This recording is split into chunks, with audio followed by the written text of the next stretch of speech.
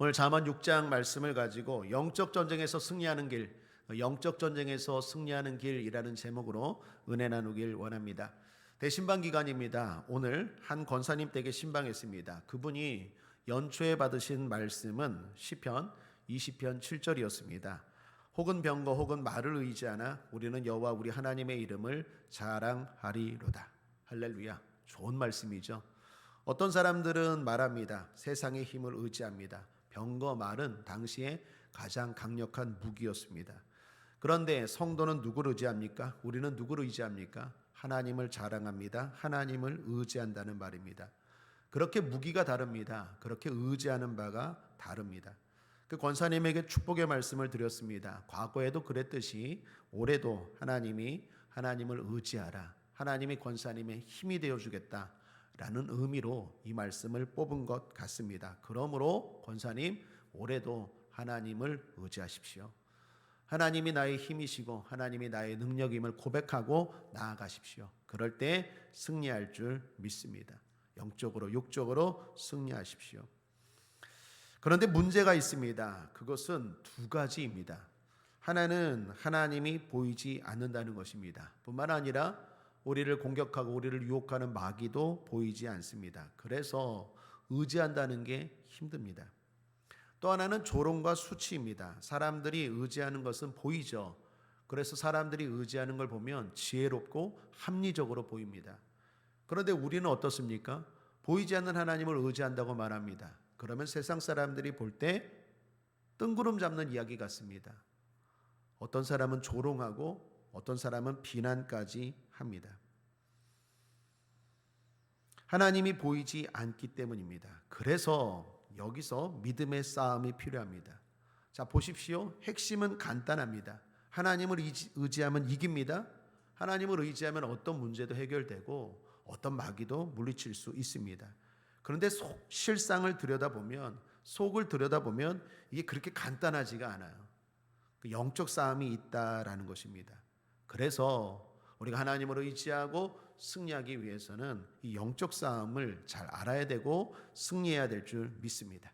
자, 오늘 말씀도 그런 측면에서 살펴볼 수 있습니다.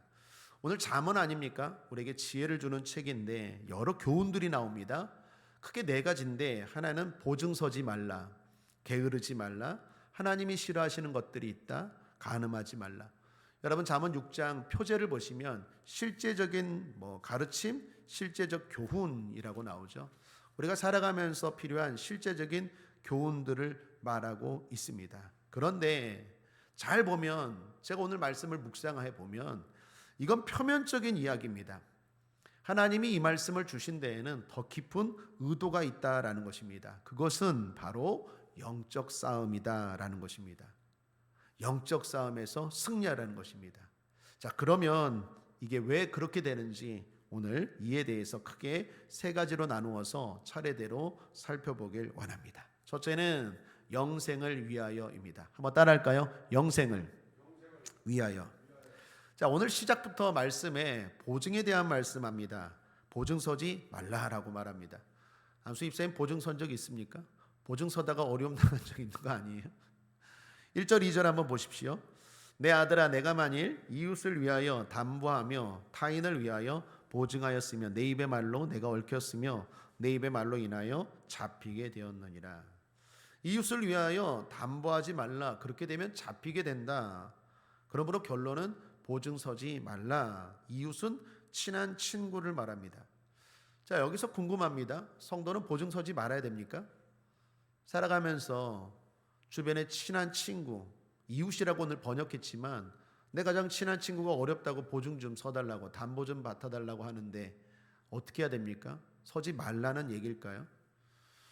성경을 보면 창세기에 요셉이 나옵니다. 요셉이 나중에 애굽의 총리가 되죠. 그런데 자기 형제들을 속이죠. 애굽의 총리가 된 걸 속이고 그 형제들을 깨닫게 하기 위해서 테스트를 하죠. 그런데 그 자리에 누가 없습니까? 베냐민이 없어요. 베냐민을 데려오라고 말합니다. 베냐민은 요셉에게 특별한 형제입니다. 왜냐하면 막내이기 때문에 12형제 가운데 막내이기 때문에 더 정이 간 것도 있지만 어머니가 같아요. 요셉의 어머니가 라헬이잖아요. 베냐민의 어머니도 라헬이거든요. 베냐민 낳다가 죽었잖아요. 그래서 요셉은 특별히 형제들 중에서 베냐민이 더욱 애틋한 거예요. 근데 그 자리에 없어요. 그래서 자기가 요셉이라는 걸 속이고 형제들한테 말하죠. 베냐민, 네 형제들 중에 또 하나 없냐? 베냐민 있는데요. 데리고 와라 하면서 그때 시므온을 보증으로, 담보로 잡아요. 보증에 대한 이야기입니다. 자, 옳고 그름을 떠나서 일단 담보로 잡아요. 신약 성경에 보면 바울이 빌레몬서에 그 오네시모라는 사람의 보증을 써요. 오네시모가 원래 종이었어요. 도망자였는데 바울이 내가 이 사람을 보증합니다 라는 마음으로 보증을 써요. 그렇게 보면 성경에서 무조건 보증 서지 말라, 그리스도인들은 돈도 빌려주지 말고 보증도 서지 말라라는 건 아닌 것 같아요. 자, 그러면 오늘 말씀은 어떻게 해석해야 됩니까? 보증은 서되 선을 지키라입니다. 자, 한번 따라하겠습니다. 보증은 서되 선을 지키라. 선을 지키라는 말이 무슨 말입니까? 내가 감당하지 못할 상황까지 보증 서지 말라는 거예요. 내가 이게 없어도 돼요. 내가 보증을 섰는데 여기까지는 돼요. 내 능력도 돼요. 그런데 내 능력도 안 되는 선까지 보증을 서서 완전히 다 어려움을 당하는 그러한 일들 하지 말라라는 것입니다. 자신이 감당할 수 있는 선에서 서라라는 것입니다. 뿐만 아니라 감당하고자 하는 의지가 있을 때 진짜 서라라는 것입니다. 여기 우리에게 주는 첫 번째 지혜입니다. 이 땅을 살아가면서 실제적인 교훈이라고 하는데 실제적으로 우리가 이런 일들 당하지 않습니까? 보증을 서십시오. 빌려주십시오. 그런데 내가 감당할 수 있는 수준에서. 자, 그런데 이 말씀은 제가 볼 땐 표면적인 메시지인 것 같아요. 성경에서 그래도 성경 아닙니까? 보증 서지 말라 이런 가르침도 귀하지만 꼭 그 이야기만을 말하는 걸까요? 단순히 그건 아닌 것 같습니다. 이 말씀을 좀 더 깊게 보면 이런 의미가 있습니다. 생명을 담보로 영생을 팔아먹지 말라라는 이야기입니다. 즉 이 땅에서의 삶, 즉 100년의 삶을 위해서 뭐 길어봐야 우리가 100살 살지 않습니까? 100살 사는 것 때문에 그 기쁘게 그 쾌락을 위해서 영생을 포기하지 말라라는 것이 오늘 이 보증에 대한 담보에 대한 담긴 말씀이다라는 것입니다. 여러분, 우리는 죽습니다. 누구나 죽죠. 죽으면 끝이 납니까? 아니죠. 죽으면 끝이 아닙니다. 분명히 끝이 아닙니다.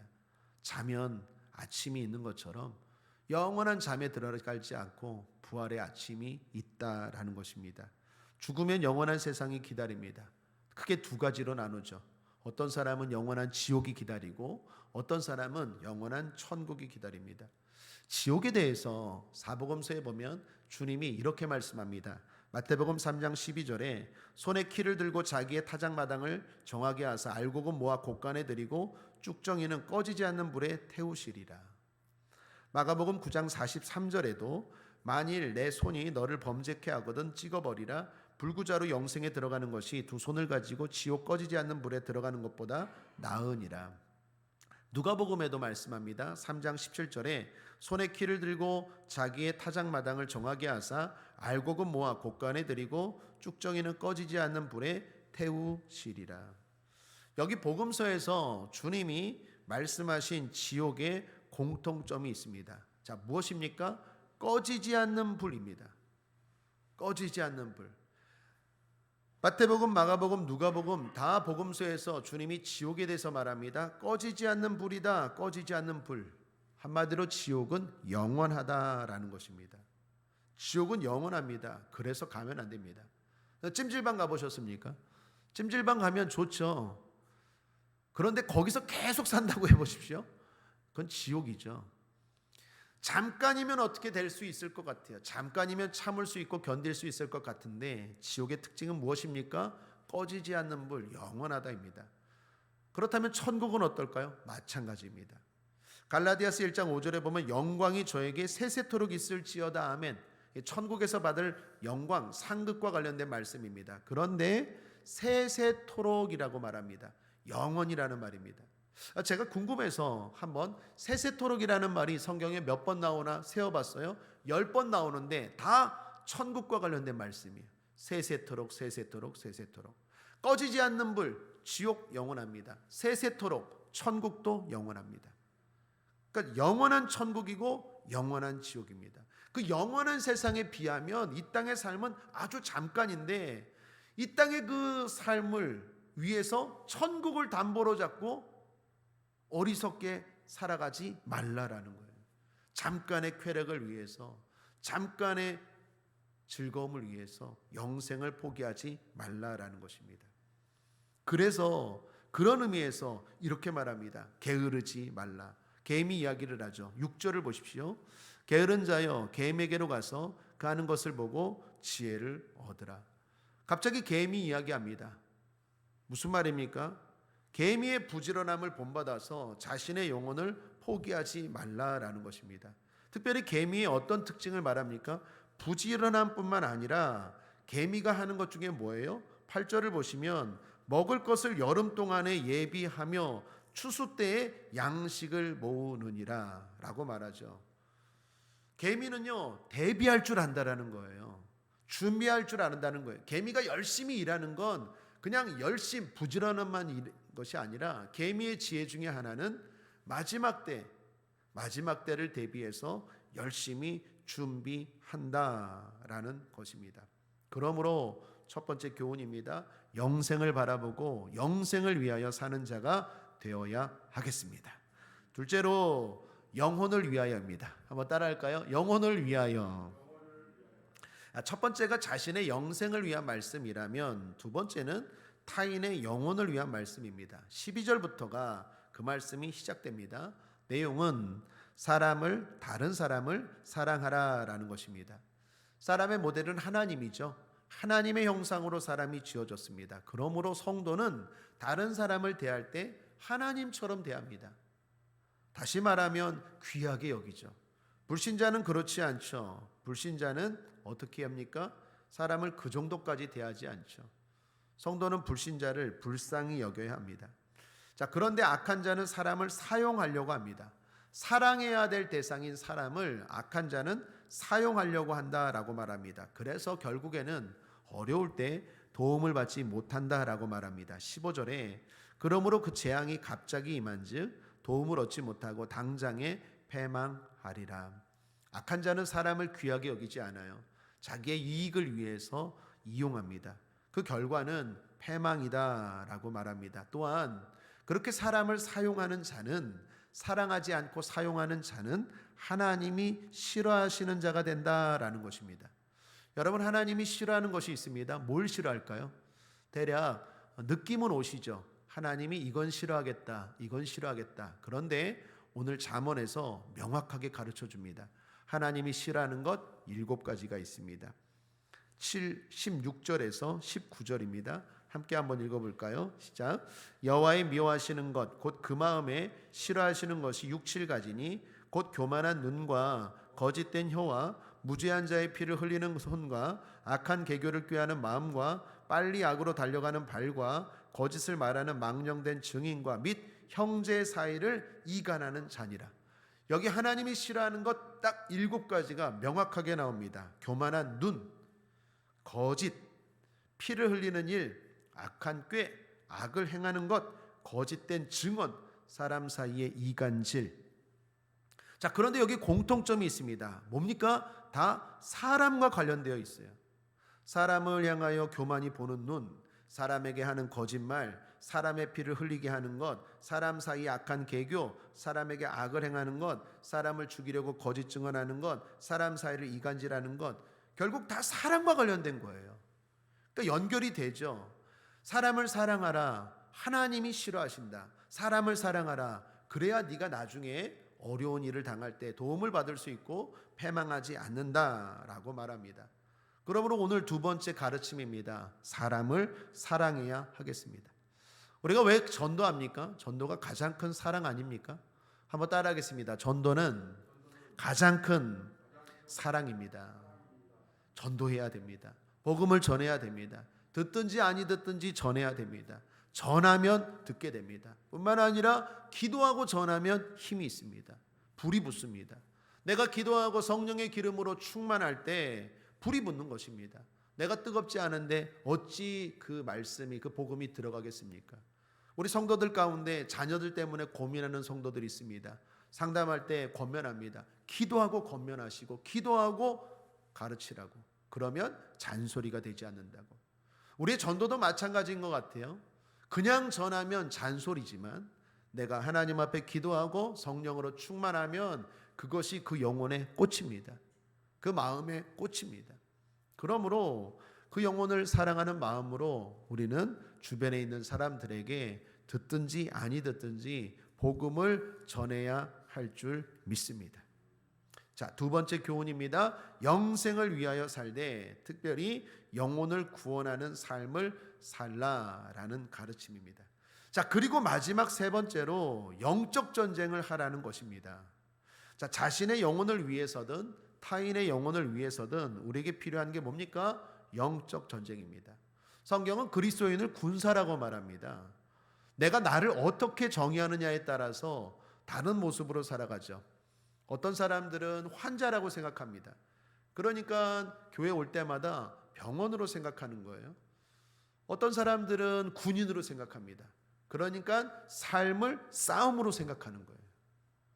내가 나를 어떻게 생각하느냐가 그만큼 중요합니다. 그런데 성경은 성숙한 성도의 모습을 뭐라고 말합니까? 군사로 표현합니다.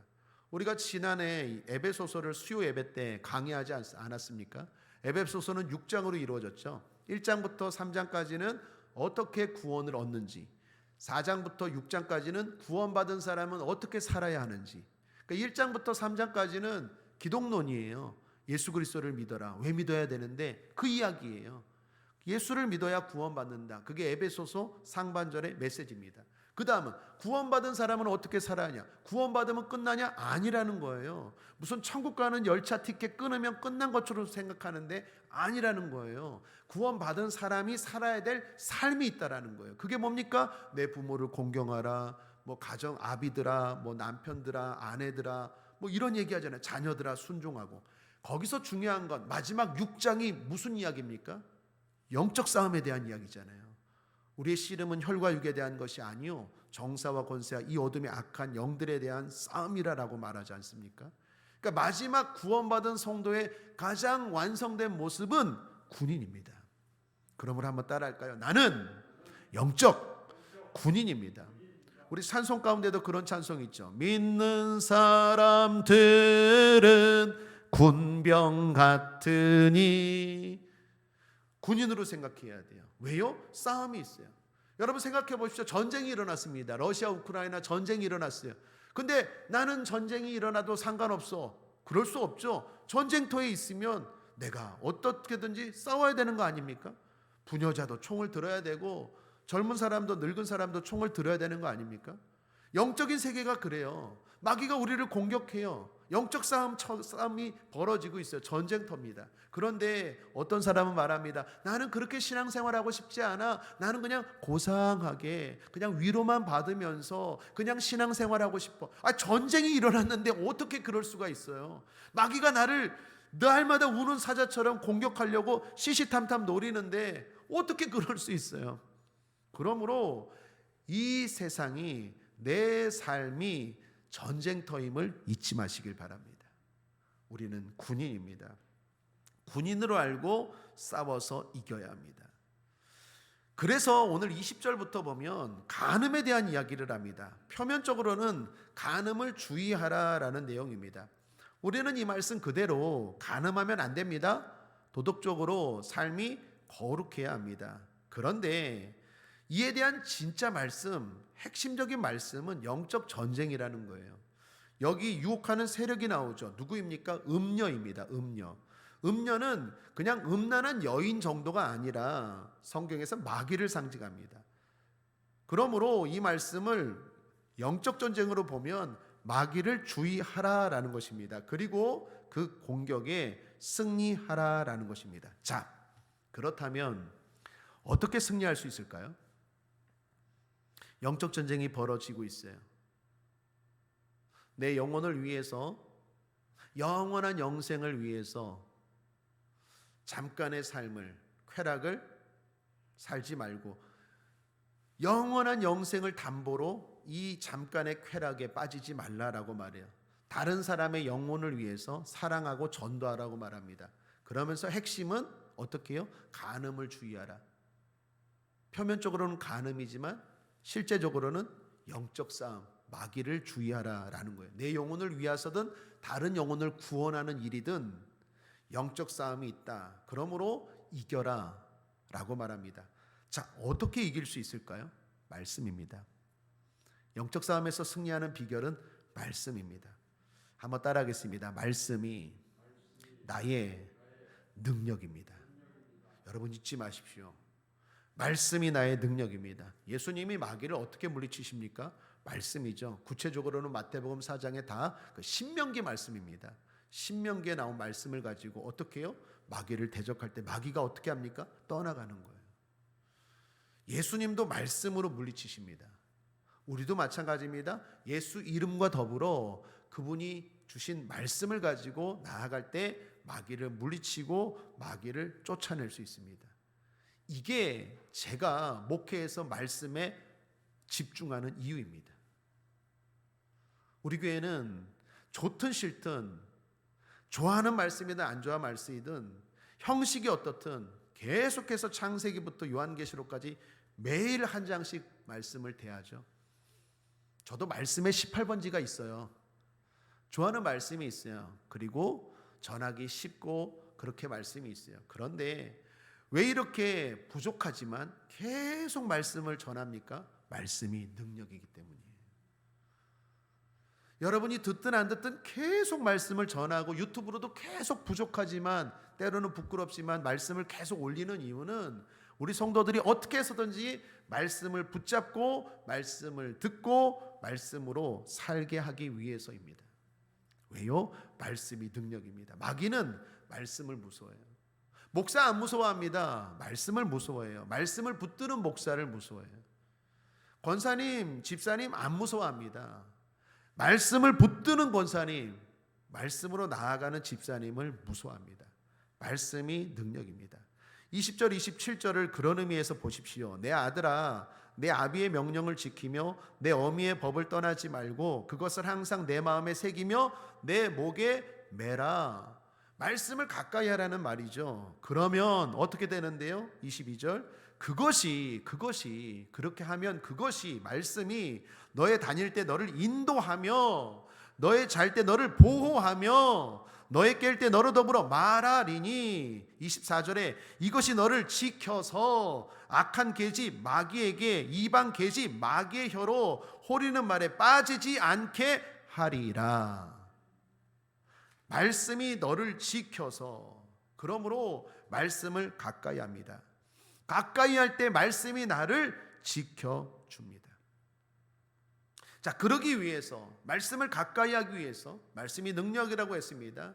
그러기 위해서 한 가지만 권면드리고 함께 다짐합시다.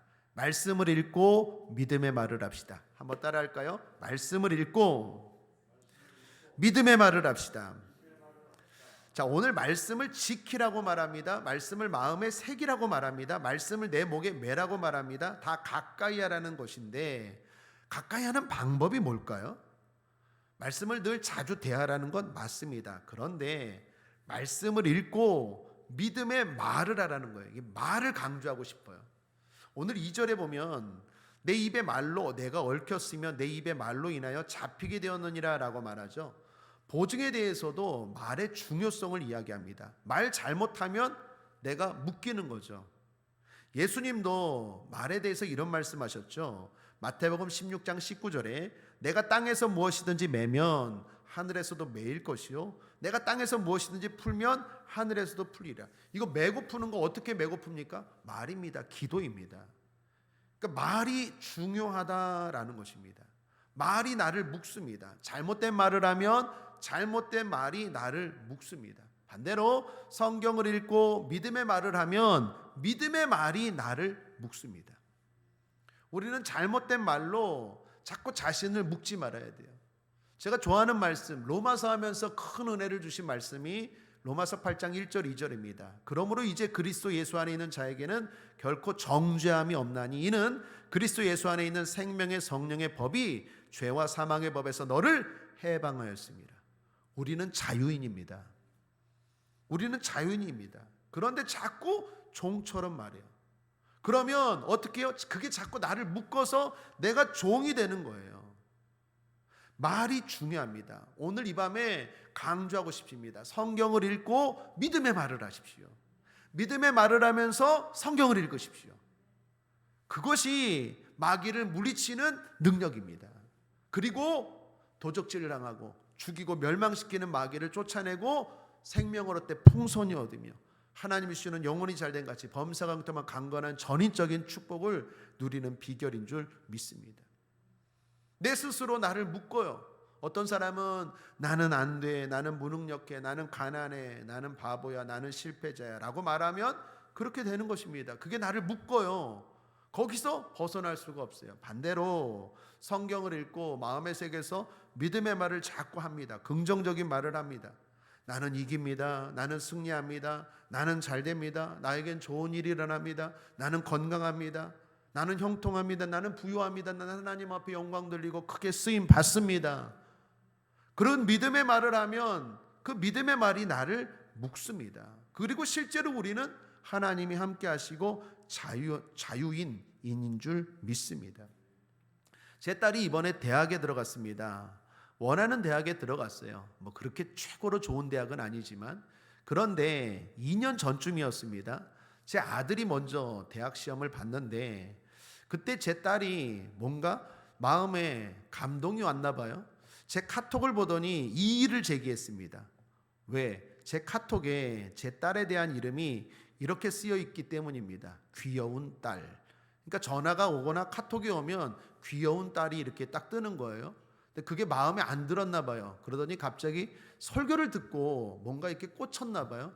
아빠한테 말합니다. 아빠 오늘부터 귀여운 딸 하지 말고 합격의 딸로 바꿔달래요. 합격의 딸로. 그게 2년 전입니다. 그러니까 본인이 불안했으니까, 또 목회자 자녀로서 특별히 우리 순복음은 특별히 말 되게 강조하지 않습니까?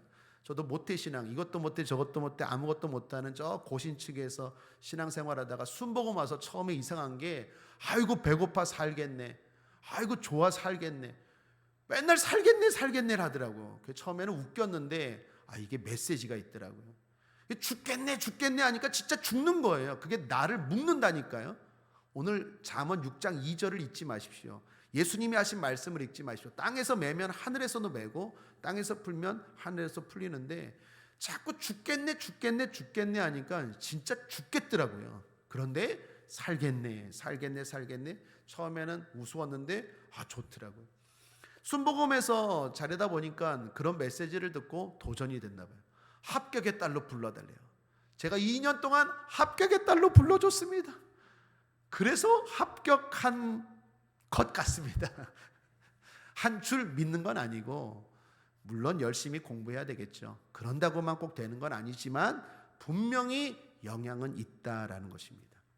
사랑하는 여러분, 성경을 읽고 믿음의 말을 하십시오. 잠언 18장 20절에 사람은 입에서 나오는 열매로 말미암아 배부르게 되나니 곧 그의 입술에서 나는 것으로 말미암아 만족하게 되느니라. 죽고 사는 것이 혀의 힘에 달렸나니 혀를 쓰기 좋아하는 자는 혀의 열매를 먹으리라. 우리가 말하는 혀의 열매가 있어요. 그 열매를 먹는데요. 성공하기를 원하십니까? 자꾸 성공자라고 말해야 돼요. 튼튼하길 원하십니까? 그러면 자꾸 건강하다고 말하셔야 돼요. 행복하길 원하십니까? 합격하길 원하십니까? 합격자라고 말해야 되고 행복자라고 말해야 됩니다. 성경을 읽고 믿음의 말을 하시길 바랍니다. 우리는 너무나 마음대로 말을 하는데 이 말 때문에 자신의 미래를 망친 사례와 성공한 사례 하나만 들어보죠. 1984년으로 기억합니다. 올림픽에 출전했던 메리 데커라는 여자가 있어요. 당시에 육상 선수였는데 최고로 잘 달리는 육상 선수였어요. 근데 이 여자분이 말의 습관이 아주 안 좋아요. 인터뷰할 때마다 항상 이렇게 말합니다. 난 재수가 없어요. 나는 운이 잘 따라주지 않아요. 실력은 탁월한데 말만 하면, 인터뷰를 하면 자신은 불행했고 불운하다라는 것을 습관적으로 말하는 것 같아요. 결국 그녀는 그 올림픽 때 큰 압박감에 시달렸고 육상 경주에서도 메달도 못 따고 자기가 가진 실력의 10분의 1도 발휘하지 못하고 반짝하는 스타로 그냥 전락하고 말았습니다.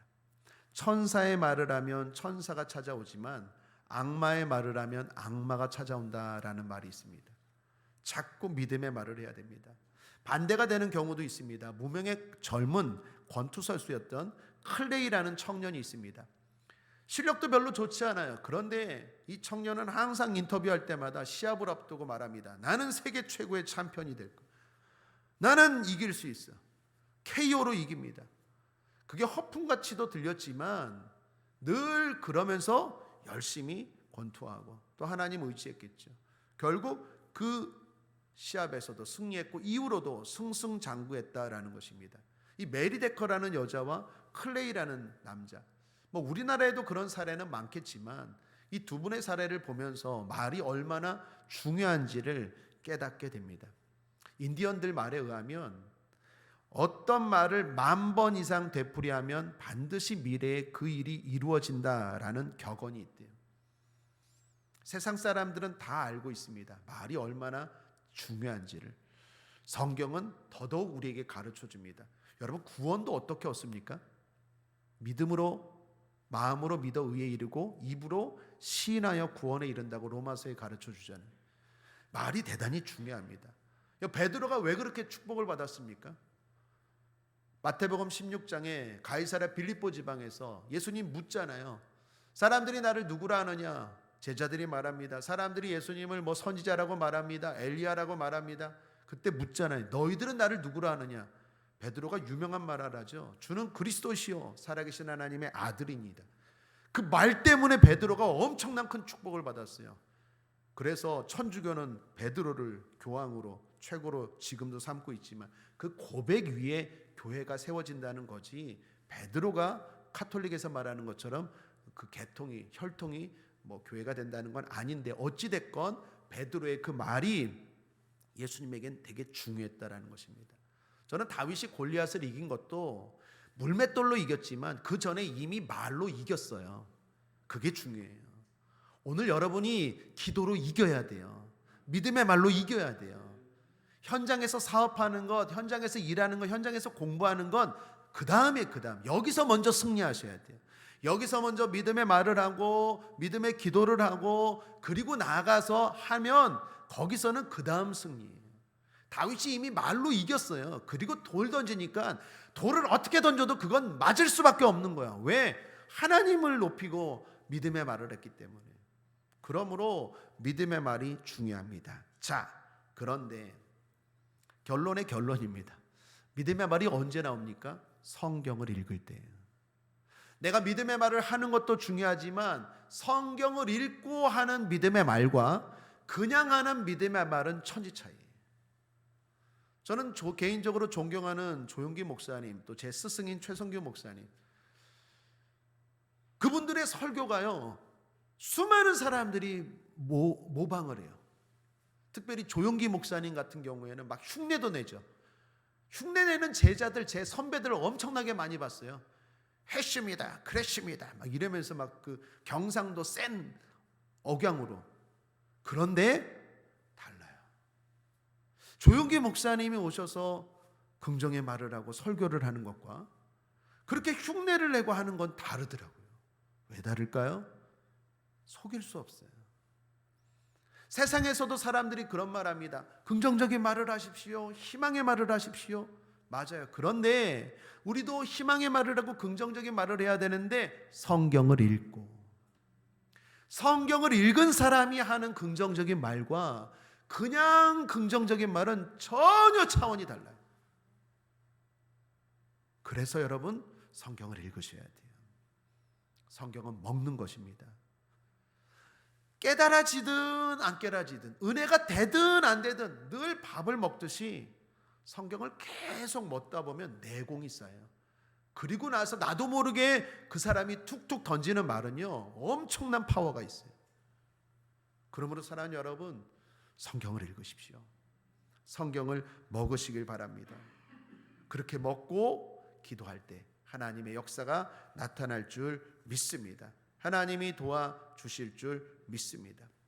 에베소서 5장 4절 5절에도 보면 누추함과 어리석은 말이나 희롱의 말이 마땅치 아니하니 오히려 감사하는 말을 하라. 감사하는 말, 믿음의 말 아닙니까? 믿음의 사람이 감사하는 말 할 수 있죠. 골로새서 3장 7절에도 17절에도 또 무엇을 하든지 말에나 일에나 다 주 예수의 이름으로 하고 그를 입어 하나님 아버지께 감사하라. 마찬가지입니다. 성경을 읽고 믿음의 말을 할 때 하나님의 역사가 일어난다라는 것입니다. 그러므로 사랑하는 여러분, 성경을 읽고 믿음의 말을 합시다. 오늘 믿음으로 기도하십시오. 야고보서 1장 16절 8절에 보면 오직 믿음으로 구하고 조금도 의심하지 말라. 의심하는 자는 마치 바람에 밀려 요동하는 바닷물결 같으니 이런 사람은 무엇이든지 주께 얻기를 생각하지 말라. 두 마음을 품어 모든 일에 정함이 없는 자로다. 성경을 읽고 믿음의 말을 하시고 믿음으로 기도하십시오. 오늘 설교를 들으셨잖아요. 이제 설교를 들었다면 믿음의 말을 하십시오.